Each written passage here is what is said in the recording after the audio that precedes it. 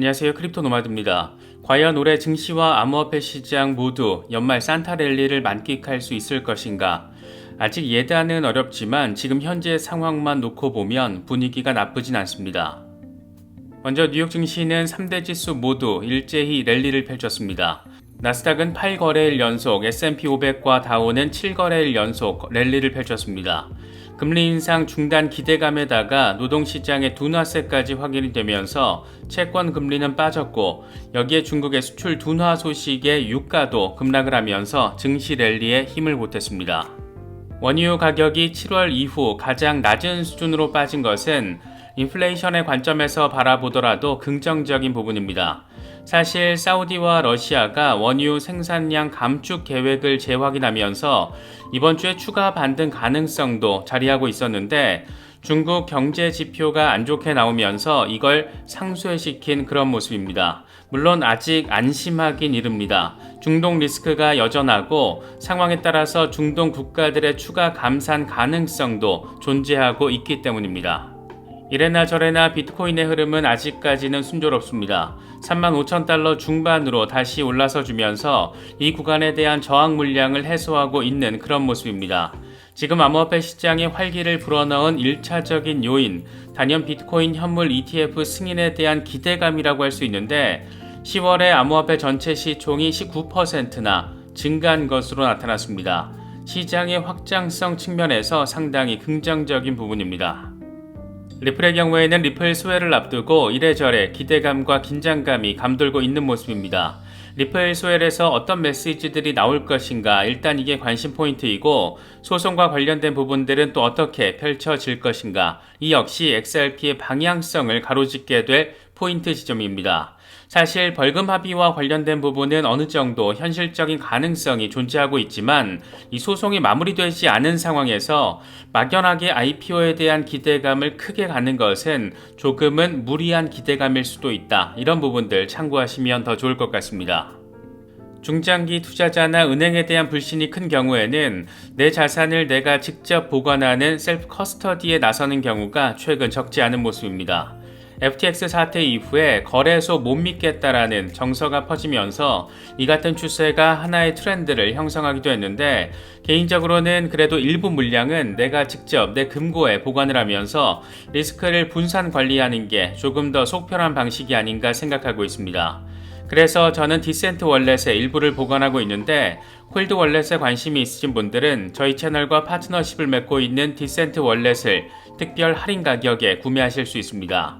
콜드 월렛에 보관을 하면 내가 직접 관리를 한다라는 장점이 있는 반면, 고액의 물량을 보관하실 경우에는 트래블룰로 인해서 번거롭게 느껴질 수 있는 그런 부분도 있으니까 이런 점들도 잘 참고하시면 좋겠습니다.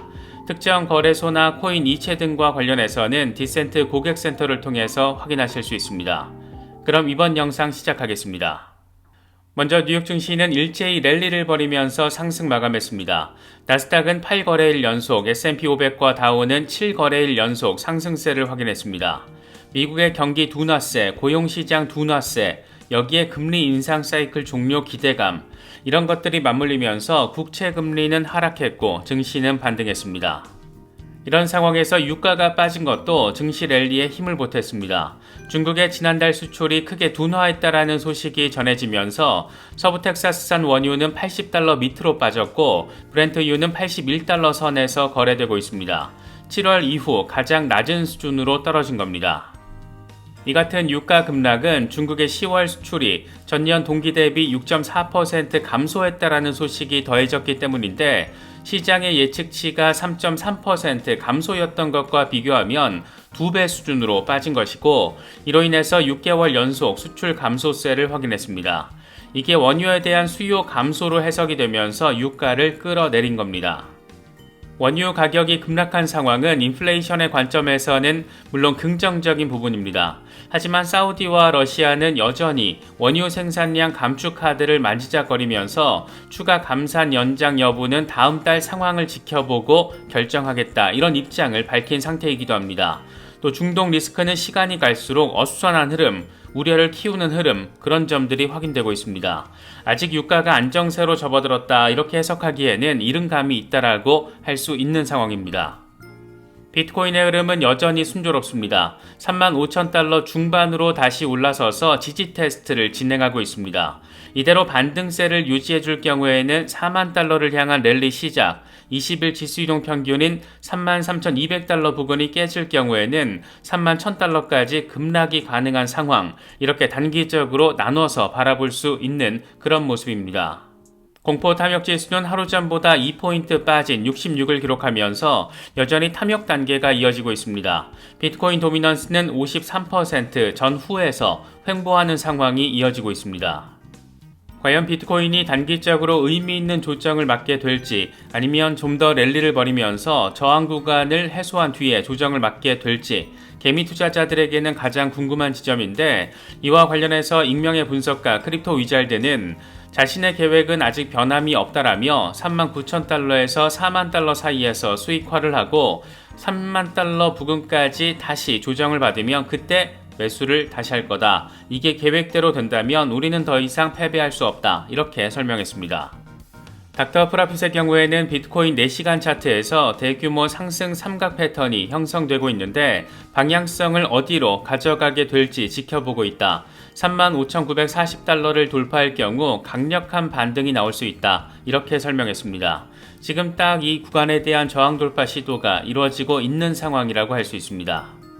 지금 비트코인이 나름의 반등 모멘텀을 유지하고 있는 것은 비트코인 현물 ETF에 대한 기대감 때문이라고 할 수 있는데, 실제로 10월 암호화폐 전체 시총이 19% 증가한 것으로 나타났습니다. 바이낸스 리서치는 최근 보고서를 통해서 상위 10개 암호화폐 모두 가격이 상승하면서 10월을 마감했고, 솔라나는 78%, 체인링크는 45% 상승한 것으로 나타났다라고 밝혔습니다. 암호화폐 전체 시총은 규모 면에서도 2022년 5월 이후 가장 높은 상태이기도 합니다. 11월 8일 기준으로 전체 암호화폐 시총은 1조 3,100억 달러로 2022년 5월 이후 최고치를 확인했습니다. K33 리서치는 현재 암호화폐 시장 상황과 관련해서 비트코인이 34,000달러에서 36,000달러 사이 박스권에서 움직임을 이어가면서 일시적으로 알트코인으로 자본이 이동해 미니 알트 시즌이 구현되고 있다라고 평가했습니다. 그러면서 당분간 강세장이 이어질 것으로 보인다라며 현물 ETF 승인 결정은 9주 정도 남았고 기관 투자자들의 시장 참여가 뚜렷하게 늘어난 상황이라고 덧붙였습니다. 이더리움의 경우에도 흐름이 괜찮습니다. 일시적으로 1,900달러까지 뚫어내면서 알트 대장으로서의 면모를 과시하고 있는데, 이와 관련해서 매트릭스 포트의 마커스 틸레는 최근 알트코인 열기로 인해서 이더리움이 하락세에서 벗어나 3,000달러까지 랠리를 벌일 수 있다라고 전망했습니다. 현재 이더리움 주간 수익은 최근 2주 연속 3천만 달러를 웃돈 것으로 확인되고 있는데, 이건 10월 초와 비교했을 때 2배 많은 규모입니다. 리플 소엘에다가 또 소송 벌금 합의 기대감에다가 XRP에 대한 관심도가 그 어느 때보다 높아진 모습입니다.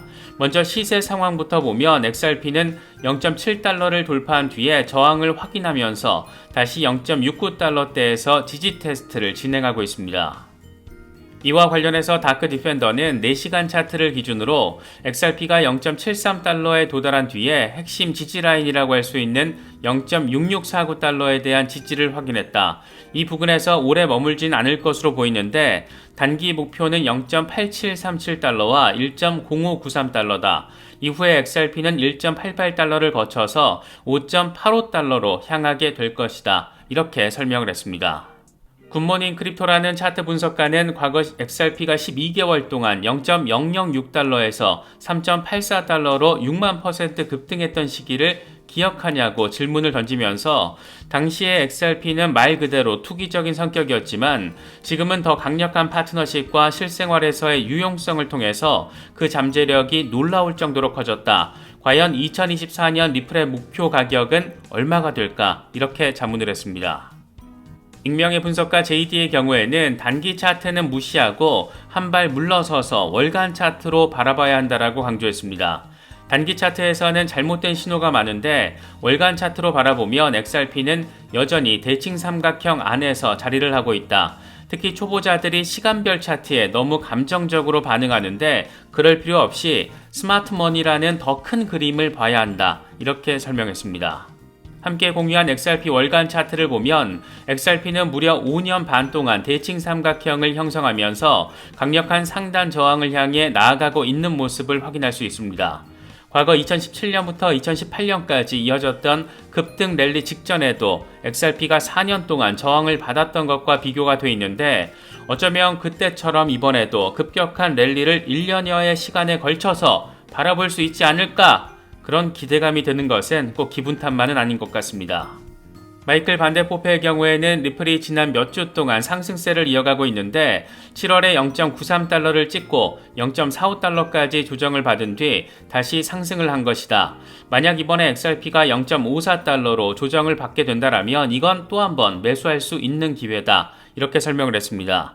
조정을 받더라도 이 정도까지는 가지 않았으면 좋겠는데 이건 이번 리플 스웰 결과나 소송 관련 상황에 따라서 좌우될 것으로 생각해 볼 수 있는 그런 상황입니다.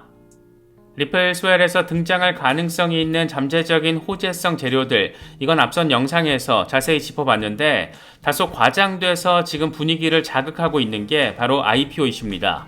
잘 아시는 것처럼 IPO는 리플 소송 이후에 리플랩스가 전략적으로 추진할 가장 강력한 한방이라고 할 수 있습니다. 문제는 이 IPO라는 것도 SEC의 승인을 받아야 하는 이슈이기 때문에 기본 전제 조건은 SEC와의 소송이 마무리가 돼야 한다는 겁니다. 그러니까 이번 리플 스웰 등을 통해서 IPO 이슈가 거론된다라면 IPO에 대한 의지 정도 생각을 해볼 수가 있습니다. 다시 말해서 단기간에 갑자기 IPO가 실제로 벌어질 가능성, 이건 조금 상대적으로 희박한 수준이다.